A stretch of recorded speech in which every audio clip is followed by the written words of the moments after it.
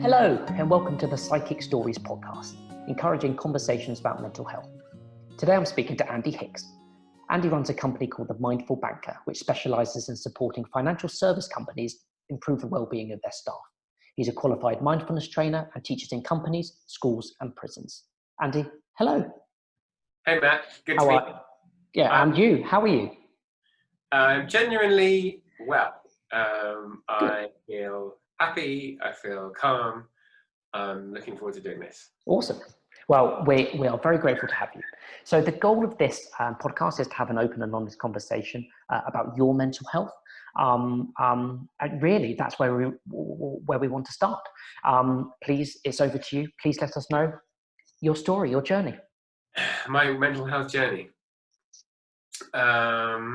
Well, I think maybe it'd be a good place to start to say that I've always told people, I guess like a lot of people, I've always told people that I'm fine. And there's not much more to add to it than that. And I have since found out that FINE is an acronym that stands for effing incapable of naming emotion. And was that true at the time? 100%. Because I never told anyone that I was sad, that I was anxious, that I was angry. I was always fine. And if I wasn't fine, it wasn't generally like a case of like, okay, well, maybe I need to work, maybe I need to deal with something, maybe I need to work on something inside myself. It was always someone else's fault that I wasn't fine. And when I was a student, it was generally like that I had just a lot of anger about the world. And so I wasn't happy because of sweatshops, because of climate change, because of pollution, because of all the injustices and the way the world is. That's what really made me feel like this is what I'm not happy about. For me to be happy, this would need to be different. And I was an activist. I was very passionate, climate change activist in particular. And as an activist, I was very judgmental. I don't think I really recognized it at the time. At the time, it was just like, well, I'm just right and you're just wrong. But looking back, I was judgmental. I was angry. I was anxious. I felt very, very anxious about the state of the world and our seeming incapacity to do anything about it. And very angry that so many people around me, students, even my family, they just didn't seem to care as much as I did about like saving the world. So I was very angry about that. And I was obviously doing the best I could. It was nothing that I was doing wrong. It was them. And another thing I've learned is that when you're pointing a finger at somebody, you're pointing 3 fingers back at yourself. Do you know what? I've never even thought about that. That's very true. So it's a great reminder that it's generally something in you that's making you angry rather than it's them, it's their fault. And do you think that also related to how you viewed the world as well in terms of those injustices?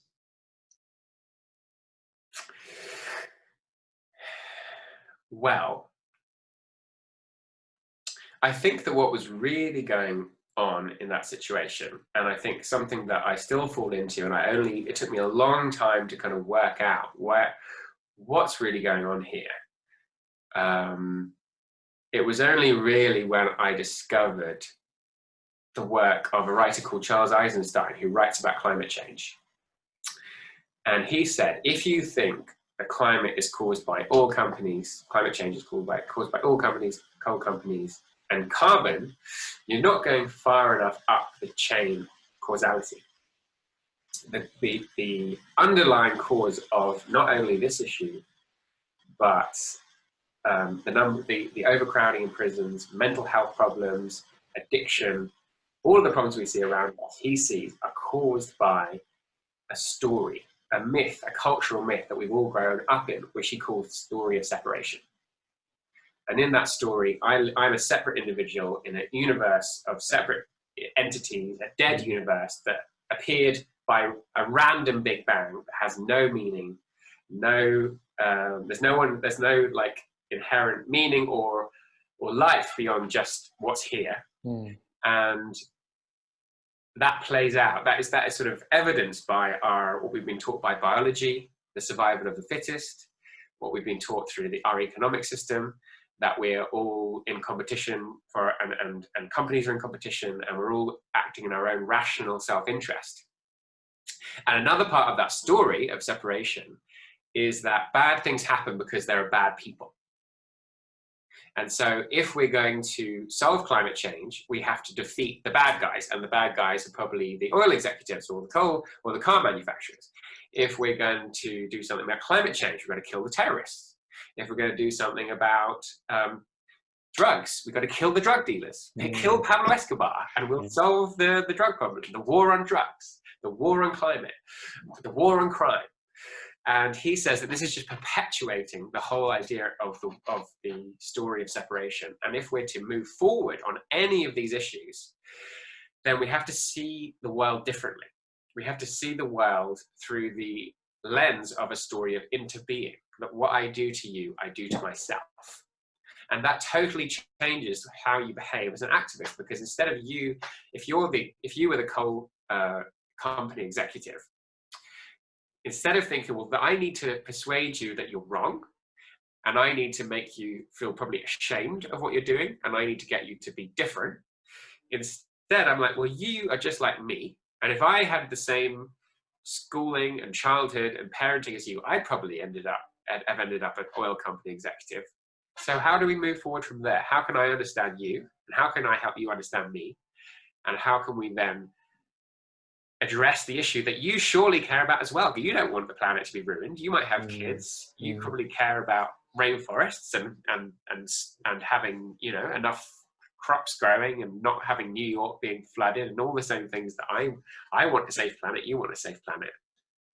So how do we move forward from there? So from that place, I'm much less angry, and I'm more empathic, and I'm more compassionate than when I'm an activist who's like, well, you're the bad guy and I have to prove you wrong. And I suppose in that framework, you've transformed, like you said, to opposing feelings. You're right, I'm right, you're wrong, to something that's more of a kind of, I suppose, more of a creative dialogue, where you've got a space where you can suspend your belief and judgments on each other and say, okay, I will listen to you if you listen to me. And as part of that, you'll understand where I'm coming from. I'll understand where you're coming from, and we'll try and accommodate some form of solution. Yeah, creative is an excellent word. And it's so boring and repetitive when you follow the political discourse, because it's just one side fighting against the other, making the same point again and again and again, and we don't move forward. Whereas when you really empathize, then it's creative. Then you're like, okay, you want this, I understand that. I want this, you understand that. So now let's find a creative solution that meets everyone's needs. Whereas with so many issues that are deadlocked, we can't come up with creative solutions. So from your perspective, then, at that time, was that a light bulb moment? Was that something that fundamentally shifted in you? Because I mean, if you talk to, I'm familiar with the idea of creative dialogue. A contemporary of Einstein, David Bohm, theoretical physicist, and his conversations with the philosopher Krishnamurti was talking about this extensively, and then linking it back to his ideas of quantum physics and this state of interconnectedness. I mean, suddenly we veer off on a very philosophical conversation, which will lose a lot of people, and will probably lose myself, to be honest. From your perspective, first person, how did you come to grips with that realization that actually an interconnected way is going to be something that's going to be productive for you? Because frankly, the idea of separation is easy to comprehend, or we are conditioned to comprehend it easily. Yeah. Well, the way that I came to it was, first of all, I was a disillusioned activist. I kind of given up. I'd had this. I'm someone who, when I get into something, I really throw myself into it. So when I was interested in Christianity for 2 years, between 16 and 18, I went to church twice a day. I read the Bible every day. I was like, look, I'm not going to hell. I'm going to do everything I can to get completely immersed in this. And then I was actually decided I don't believe this, and I completely withdrew from it, and I got completely immersed in climate change for a few years. And I remember being really angry with my friend who was like, you've always got to believe in something, like you just get obsessed with these things and you move on to the next thing. which I could have saw that as an insult, like, oh, you just kind of pick things up and get bored of them. Whereas actually, I think it's a really positive trait that rather than just like dabbling or being sort of interested in lots of things, I really explore them deeply. And I explored climate change to the point that I went to 2 UN conferences and found out that the UN have been meeting every year for like, I think it's 30 or 40 years to come to an agreement about climate change, and they're still barely even close. So I became totally disillusioned. I then, a few years after that, discovered mindfulness. So coming back to this issue of I'm always fine. At that point, I thought, well, I don't need mindfulness because I'm fine, but my girlfriend needs it. So I'm going to find out how it can help her. We ended up breaking up, but I still thought, well, so I can help future girlfriends.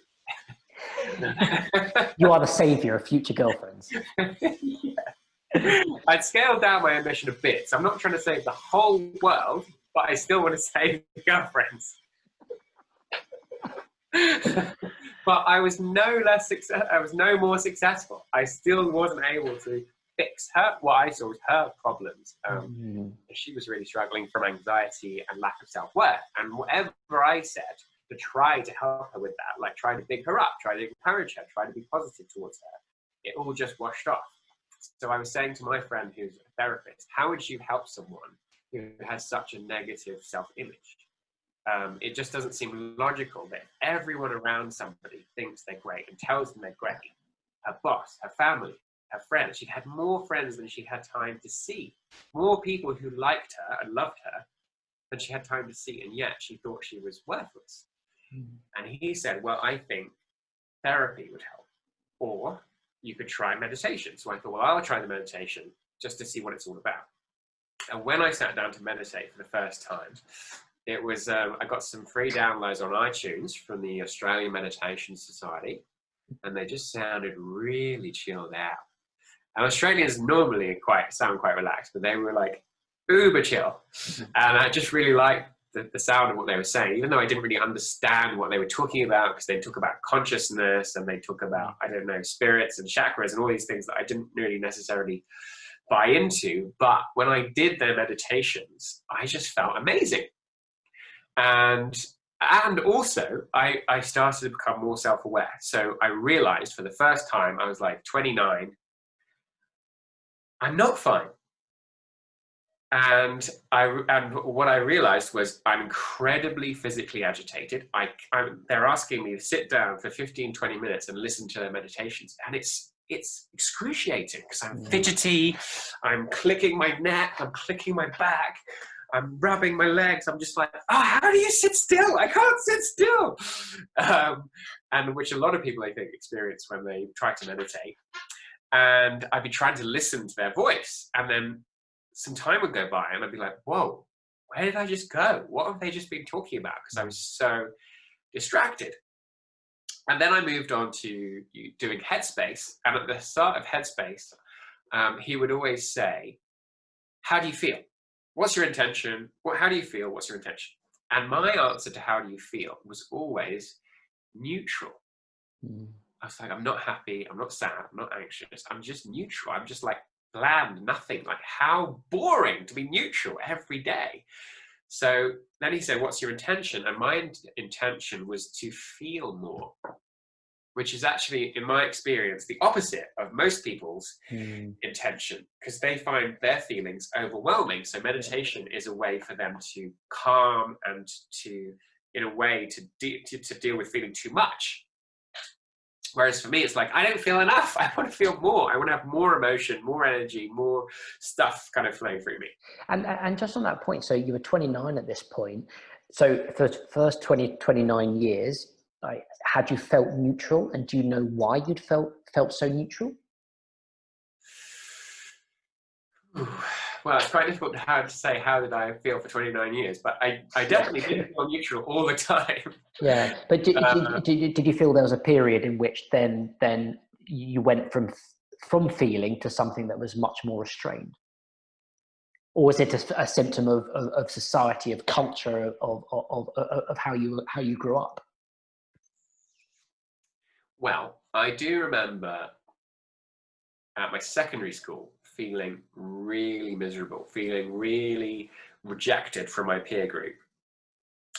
And at times having panic attacks. And I think the panic attacks were related to that feeling of rejection, to just this overwhelming sense of like, yeah, there was one particular time that sticks out where after a rugby game, I know looking back that it was just like, it was a playful thing, but they picked me up, the rugby team guys, and they dropped me in a massive puddle. Mm. And I ended up having a panic attack where I hyperventilated and I was crying, and had to get this paper bag that helps you to calm down when you're having that hyperventilation. And that happened a few times at school. And I remember there was one time when I felt like if I jumped in front of this car, no one would care. Mm. And now, obviously, well, not obviously, but now when I look back, I'm like, well, of course they would have cared. Like, even the people I thought didn't like me would have cared that I'd done that. But I was like oblivious to all my family and all the people, friends. But in that moment, it was like, no one cares about me. No one likes me. I feel so rejected in this school, in this group. So obviously I felt very deep, very strong pain and hurt in that moment. And I remember feeling very, very upset when I had breakups. But I think there were long periods in between. It probably wasn't that I was just fine. I think it was just like, I just wasn't really very aware of what I was feeling. Yeah. I think I was probably quite agitated, quite stressed a lot of the time in my 20s, running my own film production company. I'd often be incredibly disorganized and last minute and get really stressed about meeting some deadline. But if you just ask me in an ordinary moment, how are you? I'd just say, yeah, I'm fine. I'm fine. I wouldn't say, oh my God, yeah, I've had a really stressful day most of the time. And I think it is probably a combination of a lack of awareness and a lack of language and habituation around expressing it. Because I'm just not around, I wasn't around people then who regularly said how they actually felt. Yeah. And sometimes that's still rare, depending on the group I'm in. Certain groups, certain friends, they're very open and they're very like, this is what's really going on for me. But there's still quite a strong culture of everyone's fine all the time, even though they're actually not.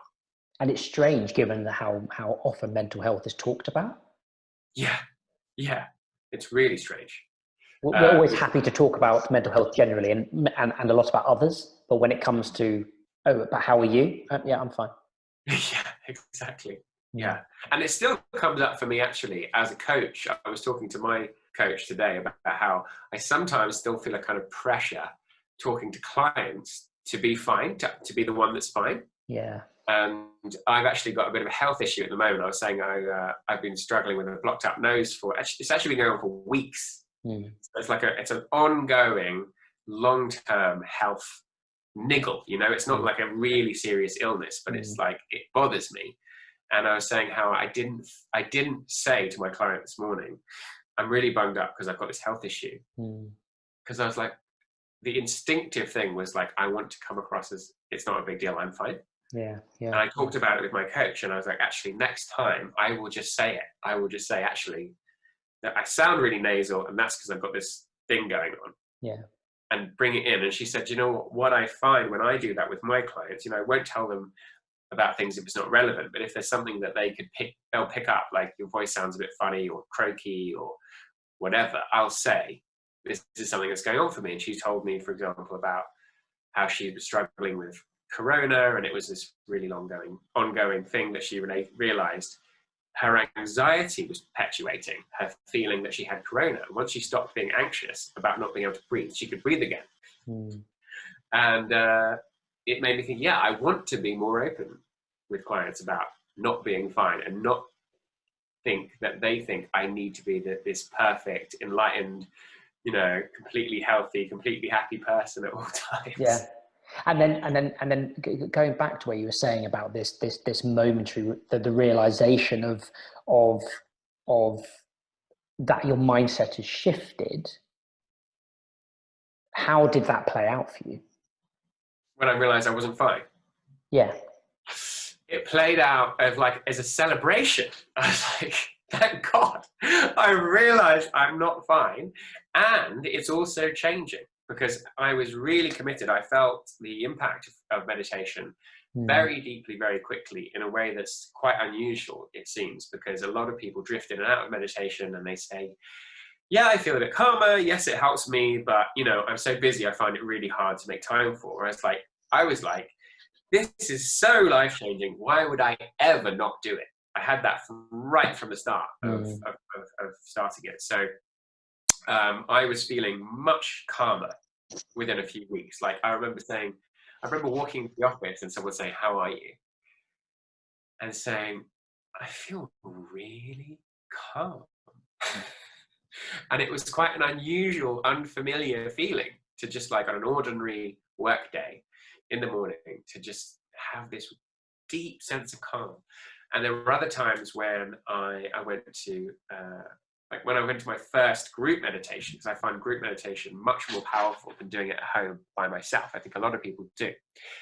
And we did a compassion meditation, and I came out and I felt euphoric. I was like on cloud 9. It was like taking ecstasy without the drugs. It's quite good to know that you can have the feelings of drugs without the drugs. There is. So it played out as having all of these profound experiences of calm, of joy, of compassion, of love.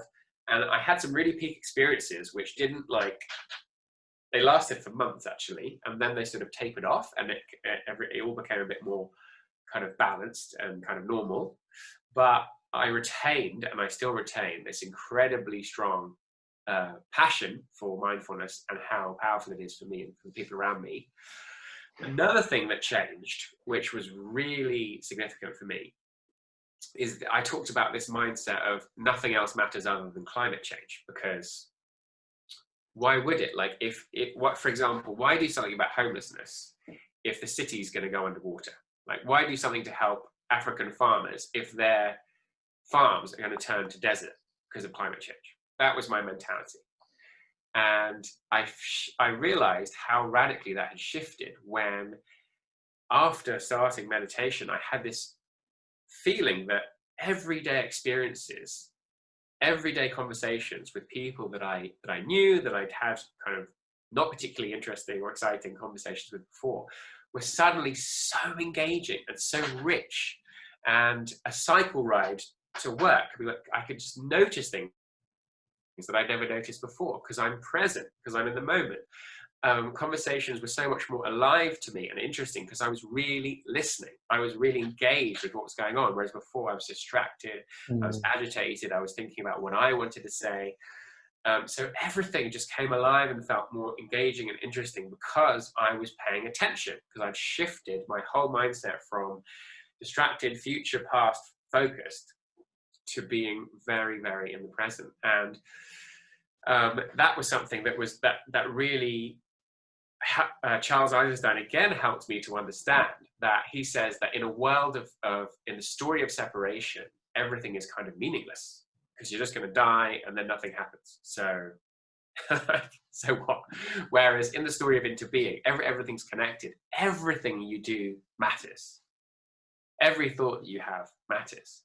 And if I just help one person on some level, that is helping everyone. It's like the spider's web, where you pull one thread, it affects every thread in the spider's web. So that sort of clicked in my mind, that's why it feels like everything is now so much more interesting and significant and worthwhile, even though I can't logically explain to you why it's meaningful to have a cup of tea with someone in the office, when that's not changing the world, that's not stopping climate change, that's not ending homelessness. So why does it feel so meaningful? Well, just because I'm having a positive interaction with another human being, and that's enough. I don't need to feel that I'm changing the world every moment of my life. And did you find that when you first experienced meditation, that it taught you the tools to pay attention, to be aware, to be present? Or was it something that shifted naturally in your mind to become more present, aware? Yeah, I guess for me, the most fundamental practice is noticing a wandering mind. Mm. Realizing that my mind isn't in the present moment, which it used to be a lot less than it is now, and then bringing it back and doing that both in meditation and when I'm doing other things like just walking down the street or doing some work on my laptop. So it just, things like that just really clicked for me of like, yeah, that just makes total sense. Why live in the future and the past? There is only now. And from there, it's just a case of keep practicing and doing it more and more and more. And it seems from my layperson's perspective, and I'm certainly nowhere as extensive, down the road in meditation mindfulness as you are, but it's a very powerful visualization, that kind of almost observing your thoughts as a stream, almost objectively.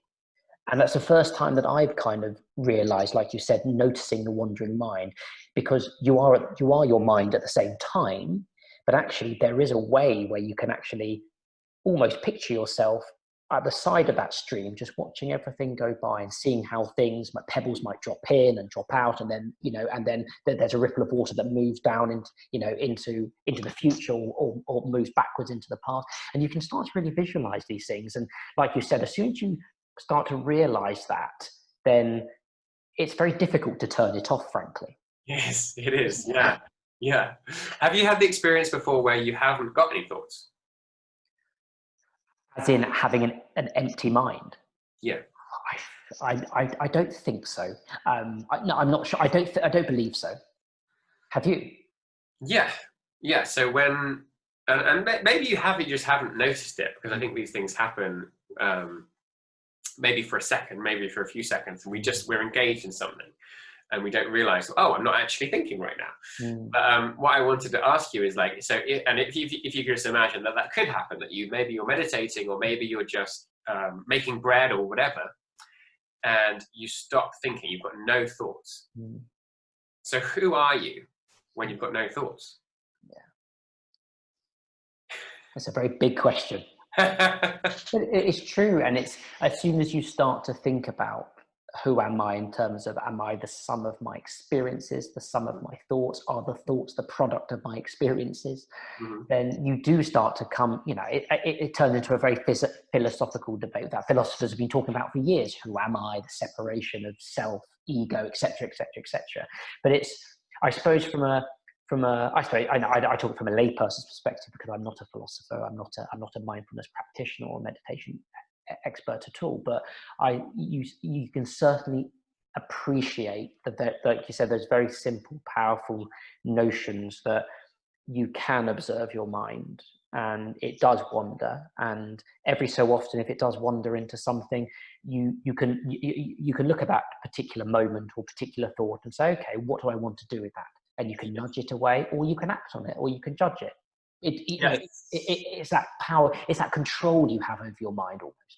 Yes, and I think another thing that's really important is to recognize that not everything that appears in your mind is truth. So say, for example, you make a mistake. Like I give the example of, I was doing a mindfulness course in a school, and this used to happen a lot more than it does now. Because I was very disorganized, and I just forgot to go to one of the sessions. So the teacher was there, the kids were there, and I just wasn't there. And I got this email from the teacher saying, what happened? And so my mind told me, when I got that email, I realized I hadn't turned up. You are an idiot. You are uniquely incompetent. No one else on this planet would be so stupid as to not turn up for a course which has been happening for the last 2 weeks. It's happening for several weeks after that. How could you're such a moron? And so it's basically all the shame that arose in me, which has often been, for me, triggered by, I guess, being disorganized and thinking no one else would do that. And so I could totally go down that hole of believing the thought, I am uniquely incompetent. And with that, I'm plunged into this horrible feeling of shame, this darkness, this tension, it's a really nasty place to be. Mm. Fortunately for me, I had a session like 10 minutes later with my supervisor, and we could work through what had happened, and we could question this thought. I'm uniquely incompetent, no one else would do this. And we could have this moment of like, I think probably everyone's done this. I think probably everyone's forgotten to go to something once in their life. That's probably not true. And as soon as you even start to question a thought like that, space opens up around it. And you can I could start to emerge from this darkness, this place of shame, because I wasn't believing the thought so utterly strongly. Yeah. Whereas when it first happened, it's like, well, there is no other truth. I just am uniquely incompetent. And do you think it's important? So for example, in that particular situation, your supervisor helped you question it and try to challenge whether that belief was true, it was dysfunctional. Do you think it's important to understand where that belief, that shame, that guilt comes from originally? Or do you think actually, because I know there's a couple of school of thoughts which talk about dealing with the root belief of the problem and then unpicking it, to actually recognizing something that's dysfunctional and going, hold on, that's it doesn't matter where it's come from.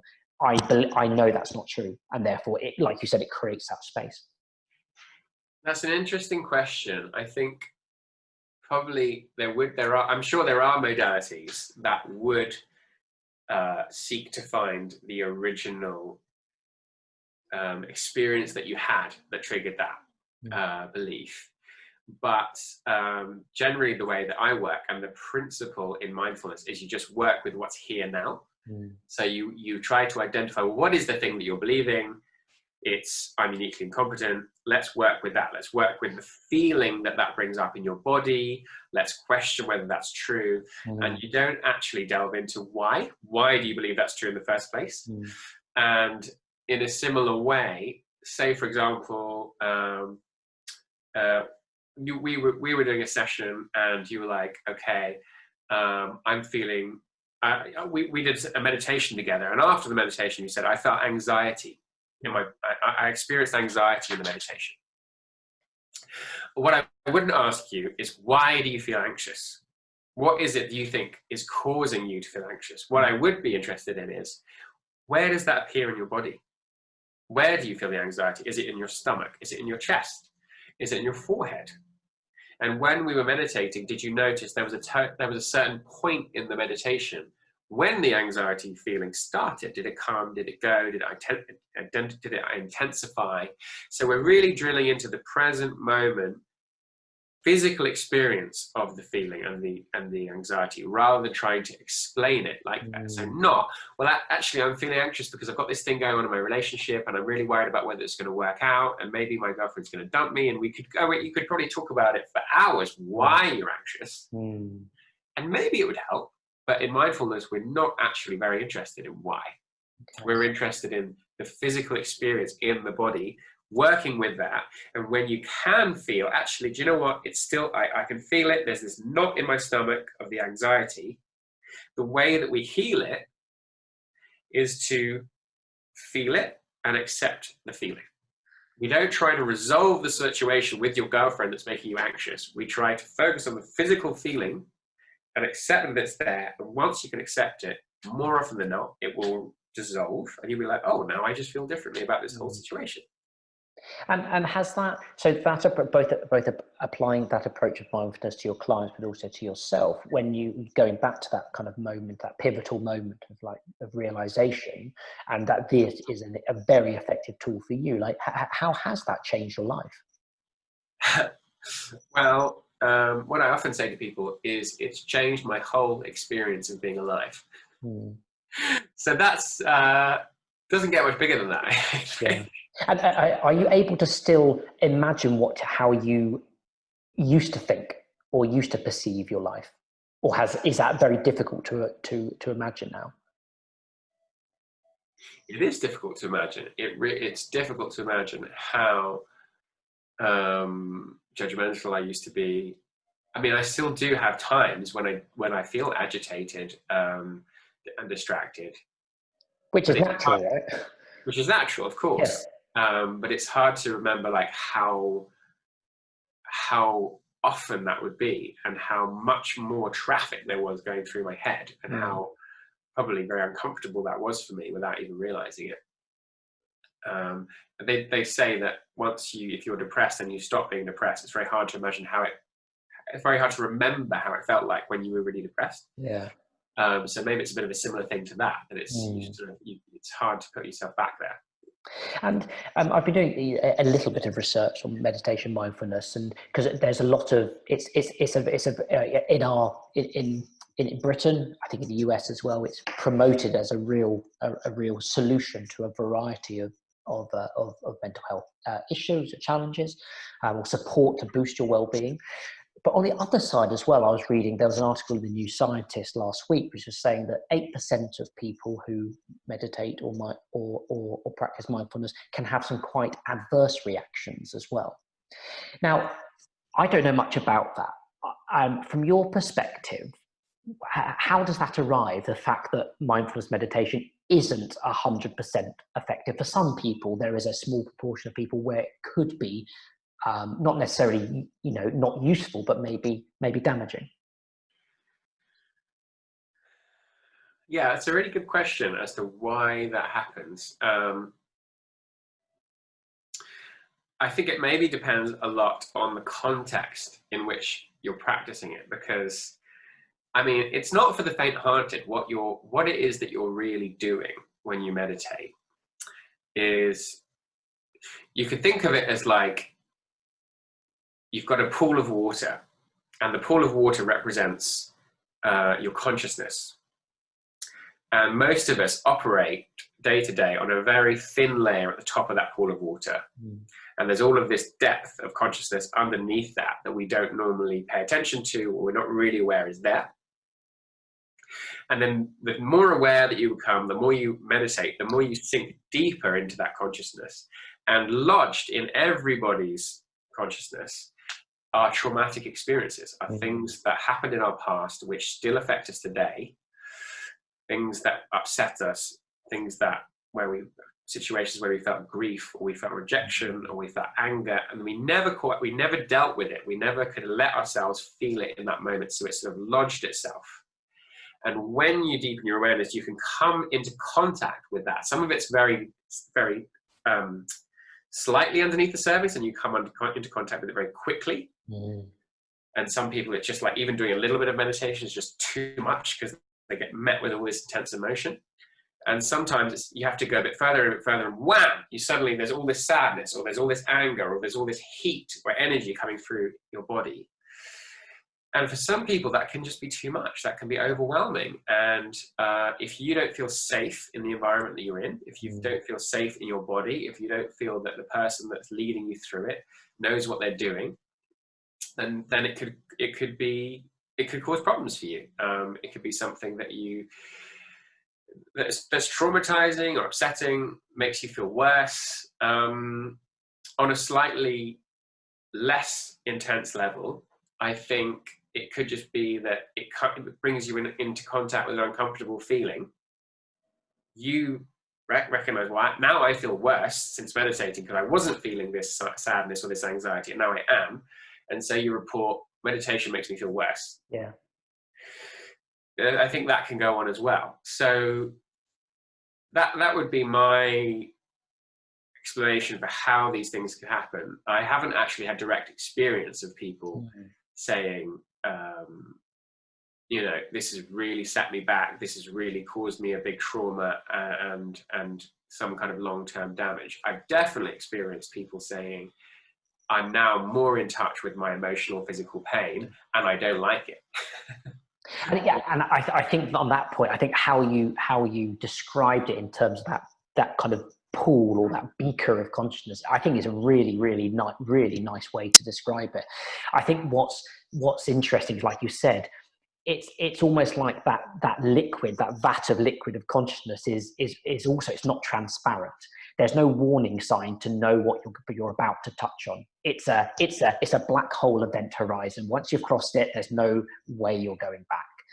And I wonder in that situation whether, from let's say yourself as a practitioner to a client perspective, you are there to support them and provide them perhaps with additional tools that say, okay, if you do have some really intense feelings, hold on, we can either pause or we can try several other approaches, a combination of approaches to say, okay, this is how we can maybe look at this new awareness and this new awakening in a more systematic way. Whereas I feel sometimes that, I can really appreciate that approach of going into yourself, seeing something you don't like and being very scared, but not having the people or the tools around you to deal with it, frankly.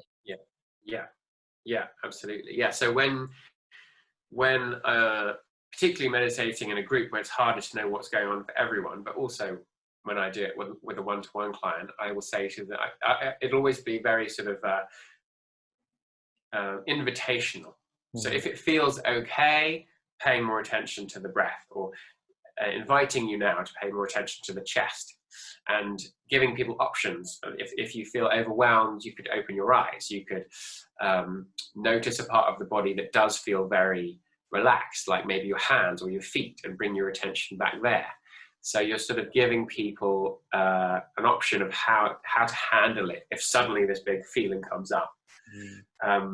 And yeah, maybe not everyone does that. Maybe some people skip over that bit or don't remember to do it. And or maybe, there's lots of different, you could see how there could be lots of pitfalls in bringing up difficult emotions from the past. And it's not, I think anything you do, you can compare it to sport. Sport is not without risk. It's not that if you meditate, you're going to have 100% good experiences for doing it. But I definitely think that the risks are outweighed by the massive benefits. Yeah. And do you find, so I'm interested to hear about those complementary tools and techniques that you find work for you if you do if you do go down a rabbit hole, which is particularly difficult. Are there other things that are maybe away from meditation and mindfulness that helps you keep yourself positive, keep yourself not neutral, but keep yourself balanced? You mean just generally for your mental health? Yeah, but for yours in particular, but perhaps complement the meditation and mindfulness as well as more of a core approach for you. So what do I do generally for my well-being that complements my meditation? Well, I would say almost everything I do. So I wake up in the morning, and the first thing I do as a result of a course that I started at the beginning of lockdown is I set my intention for what I'm trying to do at the moment, which is to experience fundamental well-being, which basically means I'm okay, you're okay, the world is okay, everything just feels okay. Like I'm not really anxious, I'm not really depressed, I'm just feeling balanced and strong. And that I wish that for myself, my friends, and everyone in the world. So I start with the biggest intention of what I want at the moment. I then write down some things I'm grateful for. I write down or say out loud a little forgiveness exercise. So I think of something from the day or from yesterday, or it could be something from previously in my life. So let me think of an example. Like, say I got, sometimes I've actually gone back to the bullies in school, and I've been like, I forgive you for bullying me. And I forgive myself for times when I've been nasty to other people. And I hope that I'm forgiven for the times when, like, I remember being really rude to a dinner lady around the same time I was being bullied. I hope that I'm forgiven for things that I've done to other people. So there's like a daily forgiveness exercise I do morning and night. And then I imagine at this after that, this is in the same sort of sequence, that I've had a really amazing day. Like I'm dancing, I'm happy, I've just had the best day ever. And then I meditate for an hour. And then quite often I'll do some exercise. So during the week, during lockdown, I got really into doing Joe Wicks. Sometimes I do Qigong or some stretching. And then I think the work that I do itself is incredibly complementary to my well-being. and meditation, partly because I'm actually meditating with people a lot of the time. So that's obviously really good for my well-being. I'm talking in a very open way about well-being, about emotions, about things that I'm interested in. It's work that is aligned with my sense of purpose. And there's been times in my life where I felt the utter futility and pointlessness of what I'm doing. And it was so bad for my mental health. I hated it. I would feel like angry at what I was being asked to do because I thought it was so pointless. So doing work that I'm aligned with is really good for my happiness. Working in a way when I'm not with clients, which is focused. So I use this thing called the Pomodoro method. Have you come across that? I haven't, no. Pomodoro method, okay. I found it absolutely life-changing. It was designed by an Italian in the 1980s who was struggling with his product. He wanted to improve his productivity. So he had a tomato-shaped cooking timer, some Pomodoros, Italian for tomato. Mm-hmm. And he reckoned that 25 minutes work with a 5-minute break times 4, and then a longer break was like the best way for him to stay focused. And for me and for people now in the modern world where you've got emails coming in all the time, you've got stuff on your phone, there's so many things pinging and distracting you, to have 25 minutes where you're just doing, for example, writing the presentation, and you don't let yourself answer the phone, you turn off all the notifications, you're so much more productive. It's incredible. So that has been a life-changing thing in terms of applying the principle in mindfulness, which is focusing on one thing, focusing on the present moment and noticing distraction.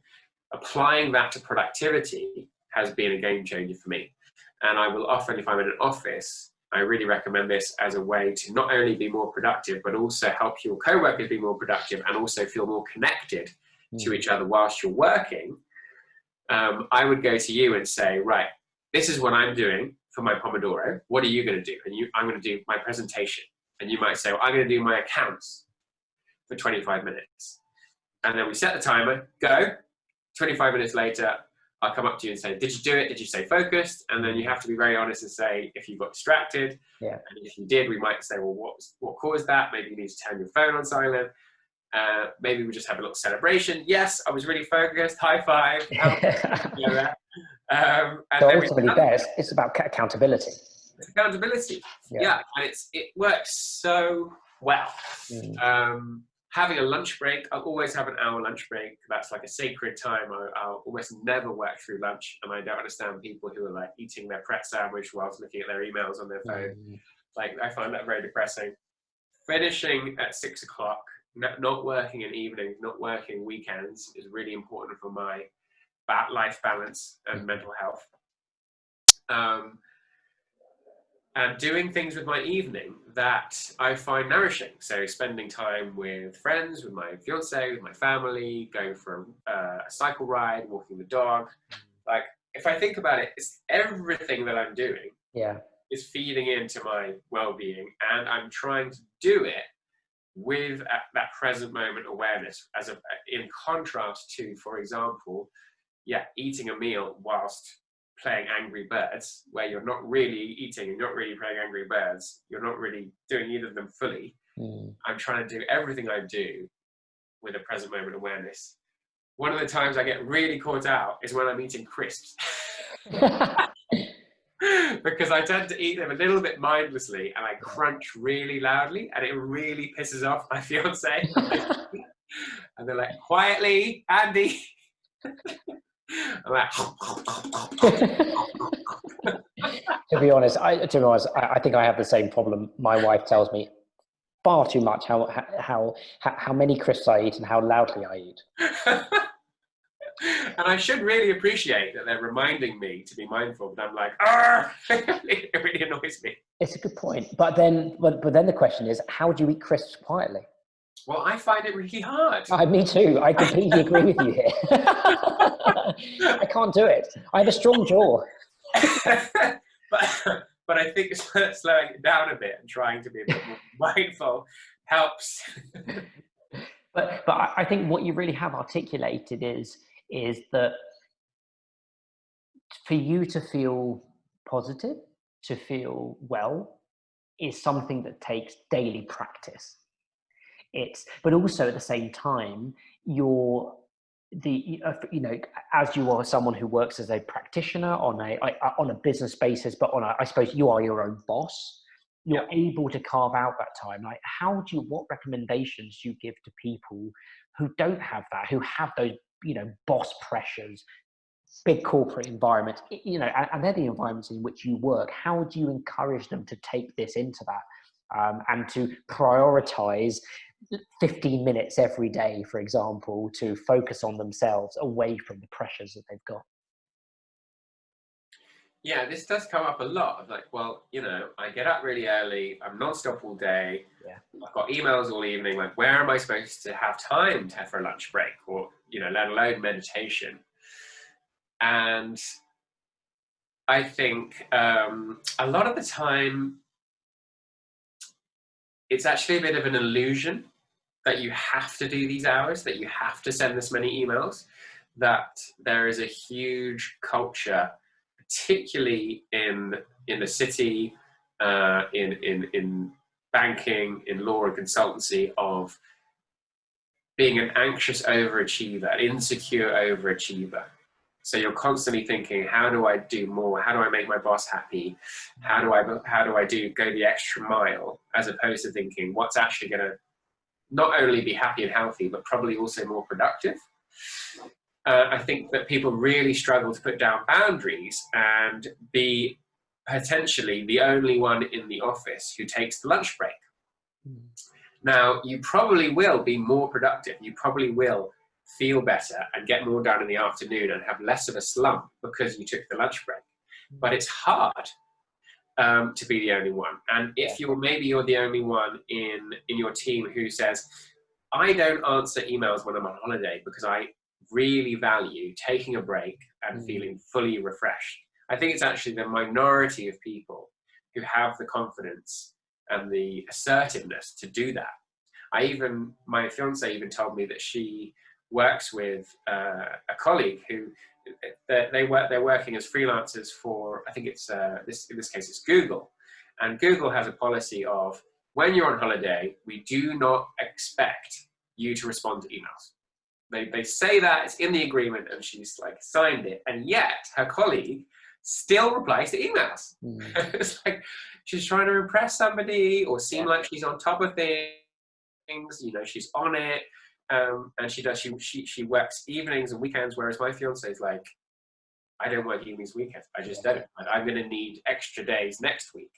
So maybe there's an aspect of it of like, well, I don't have the choice. But I think actually a lot of the time, it's just this cultural pressure that makes you feel like you have to, but you actually don't, and you don't perform as well when you do. I've got a podcast called The Mindful Banker, and I was interviewing someone about this issue of like, how is it that how do the best performers manage this issue of like seeming like you're required to be constantly working and performing at a high level?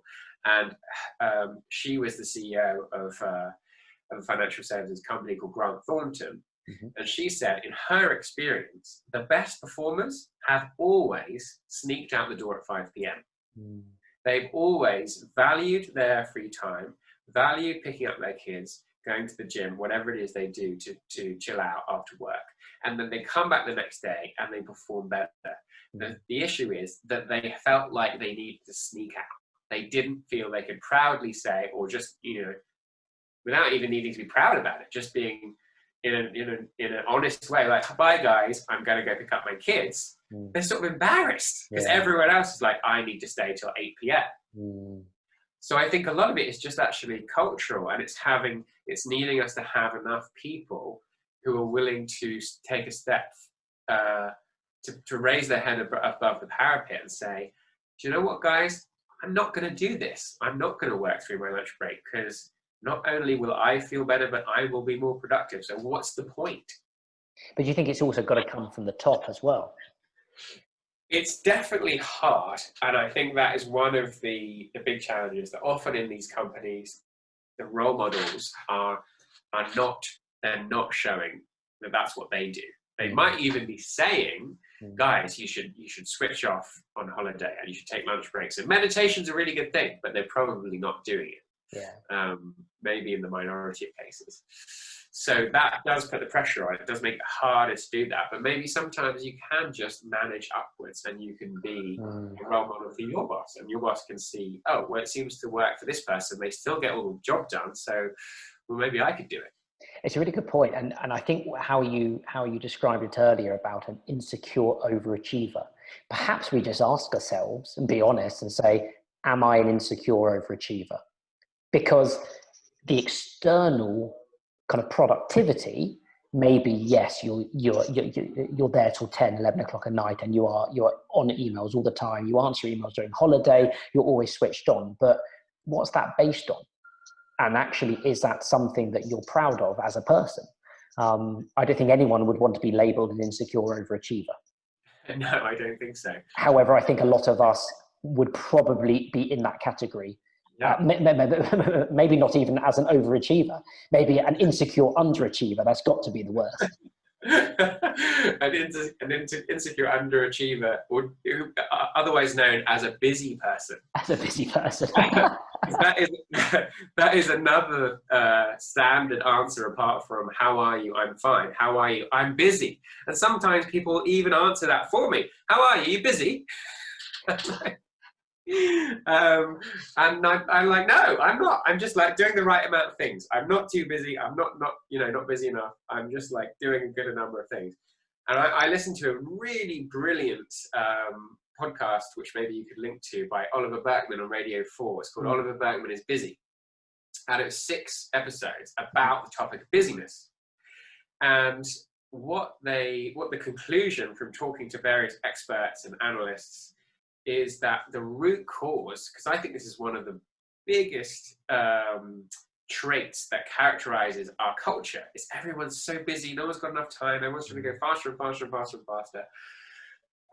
Instead of spending less time on well-being, less time with your kids, less time chilling out because we're all so busy. Why is that? And the conclusion that they drew is it's because we're all in our individual ways trying to demonstrate to the world that I matter, that I'm important, that I'm significant, because look how busy and important I am. I've got all of these meetings, and do you know what? I came back from holiday and I had 1,000 emails because I'm so busy and important. But does that really get us anywhere? Does that make us feel good? Does it really inspire other people to go, wow, you are so important. You are such a worthwhile human being. And going back to your what you were talking earlier about, that kind of the idea of separation versus interconnectedness, like it seems like that I matter is something that's a story of separation. Definitely. Massively a story of separation, because it's all a competition against the next person. I need to be busy for myself. It's I need to be busy compared to them. Yeah. Compared to my colleague, compared to my boss. So it just becomes, this like, so we're not only in competition for how much we're earning and how good looking our spouse is and how intelligent our kids are and how good they are at speaking Japanese, but we're also in competition for how busy we are. Yeah. And it's insane. And it's exhausting. It's totally exhausting. And burnout is becoming just more and more of a normal thing to hear that people are burning out. And it's not only in business. It's activists, it's people, who are doing things in the social environmental sphere who feel like I did, that they have to save the world. And you have to be very, very busy to save the world in one lifetime. That's a very good point. Andy, honestly, thank you so much for your time. we've covered a range of topics, but I think what's really come out for me is that the power for you of meditation and mindfulness, and that fundamental shift in reality that it caused you to have, but also at the same time recognizing that there is a daily practice of a variety of activities that keeps you positive and keeps those kind of positive habits going. So honestly, thank you, Andy, so much for a fascinating and insightful conversation. Oh, it's been an absolute pleasure, Matt. I've really enjoyed it. Likewise, thanks so much. And thank you to everyone listening. You can subscribe to us on most major podcast platforms, YouTube, Spotify, Apple Podcasts. Just search for Psychic Community or Psychic Stories and we'll pop up. Andy, thanks so much again.